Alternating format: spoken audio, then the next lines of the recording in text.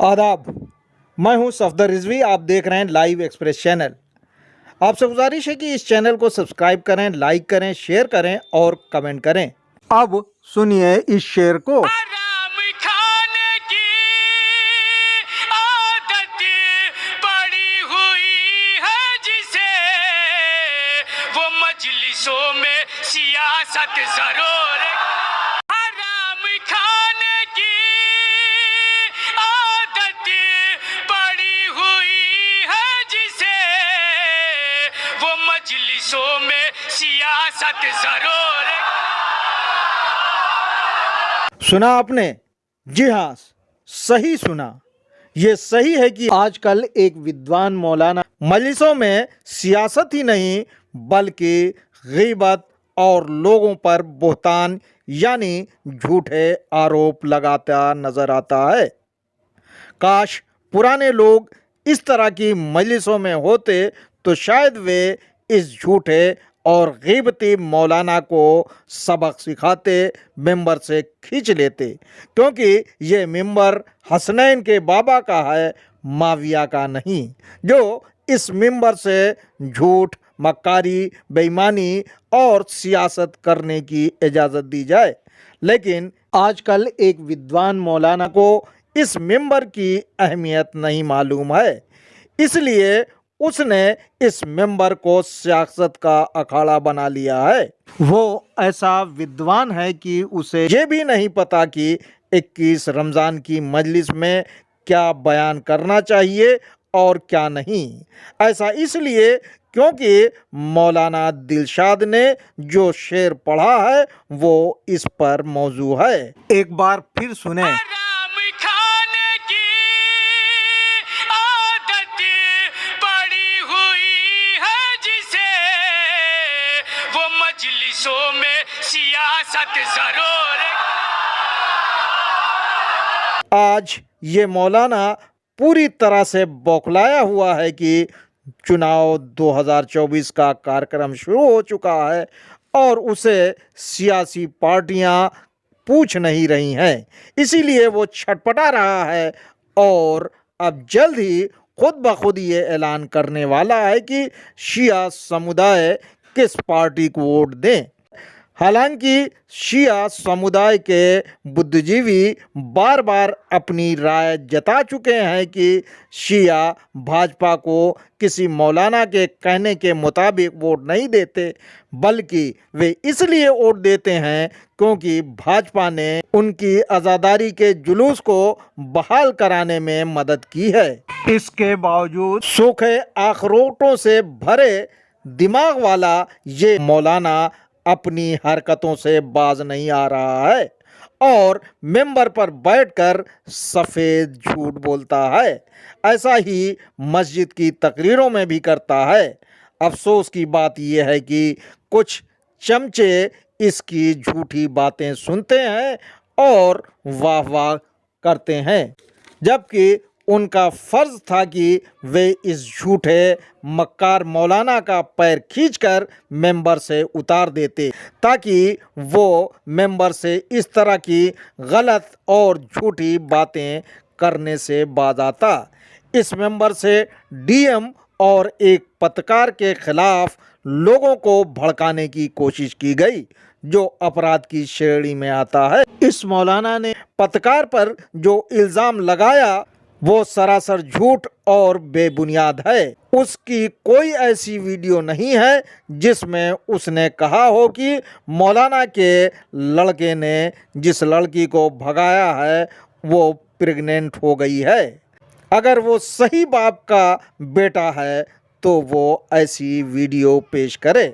बताया जाता है कि ये चालबाज और बेईमान मौलाना चाहता है कि सरकार और लोग इसके खिलाफ एफआईआर करके इसे बंद करवा दें, ताकि ये फिर से लोगों के बीच जिंदा हो सके।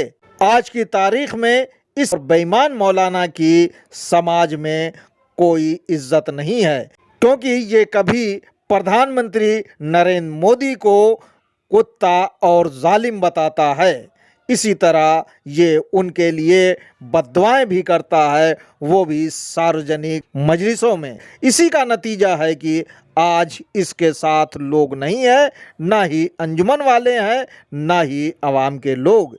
इन सब को इसने कुछ दिनों पहले बनी उमैया यानी यजीद का समर्थक और इमाम हुसैन अलैहिस्सलाम का विरोधी बताया है।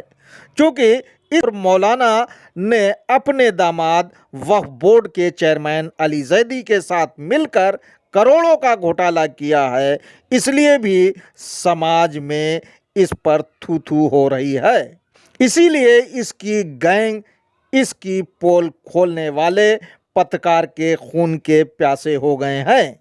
कभी उस पत्रकार के खिलाफ एफआईआर करवाई जाती है, तो कभी उस पर झूठे आरोप लगाए जाते हैं, वो भी मस्जिद की तकरीर में और मजलिसों में। ये बेहद अफसोस की बात है।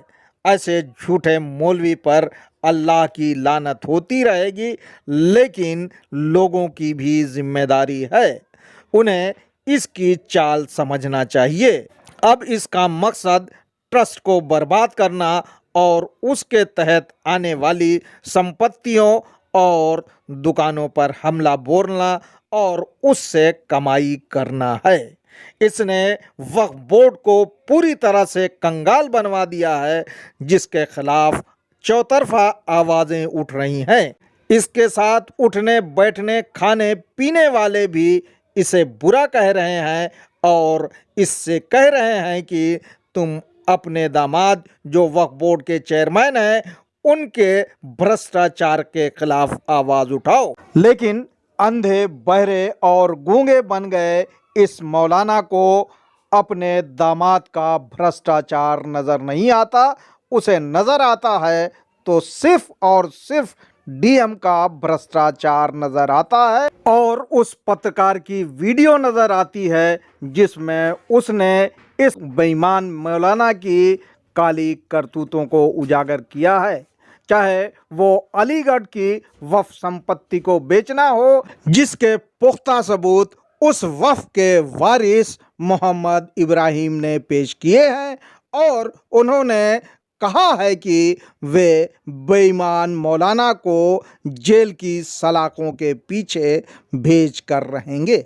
या आलमनगर स्थित सरकारी और वक्फ की ज़मीन को कोलंबिया स्कूल के मालिक मजहर को करोड़ों में बेचना। वक्फ मामलों के अल्लामा कहे जाने वाले ज़मीर नकवी के मुताबिक ये ज़मीन सरकार की है, इसीलिए सरकारी विभाग ने मजहर समेत ढेरों लोगों के खिलाफ एफआईआर दर्ज करवाई है और इस ज़मीन को सीलिंग की ज़मीन बताया है।